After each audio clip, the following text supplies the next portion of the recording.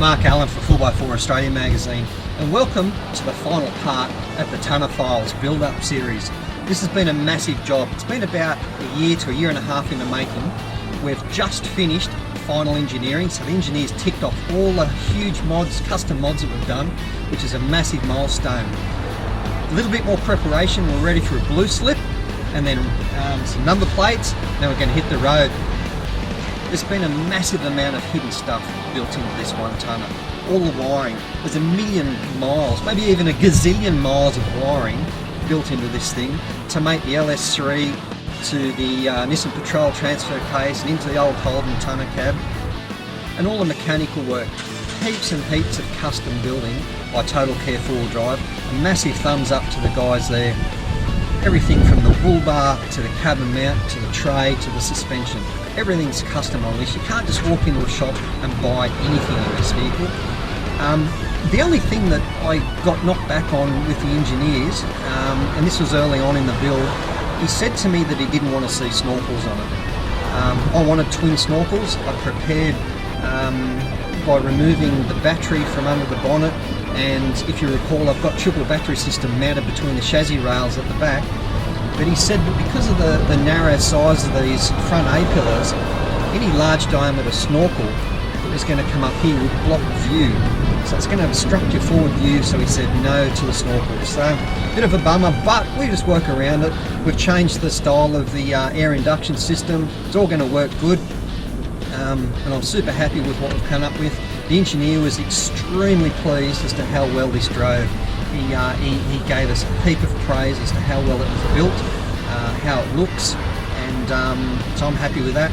Got a little bit more tidying up with the wiring, as you can see. I've got this L80E gearbox, so she's all operational. Got the Tiptronic style shifter working.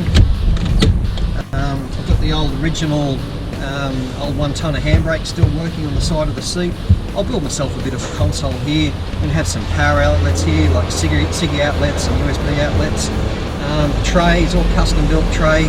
I'll put some toolboxes or something in there, maybe even one day a canopy or even a camper pod. Don't really know what we're going to do there. But now, what you've all been waiting for, check this out. Lights, camera, and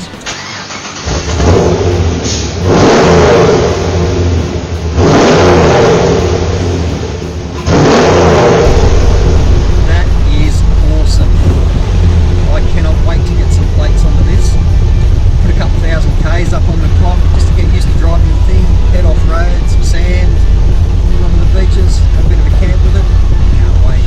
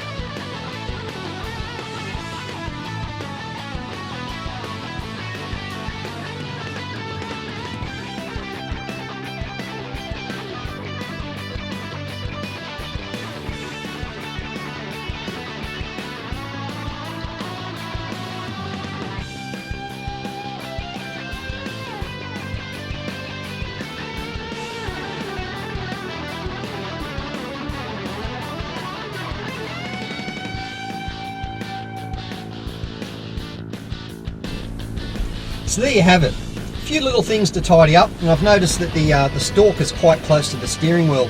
So every time I turn the steering wheel, I'm turning the washers on. And that's because we put quite a flat steering wheel to give me a bit more arm reach. We'll just heat the stalk up, bend it forwards 10 or 20 mils, and she'll be fine. So make sure you tune back in next month. We'll get some rego plates on it. We'll take it out to the beach or the mud or some flex tracks.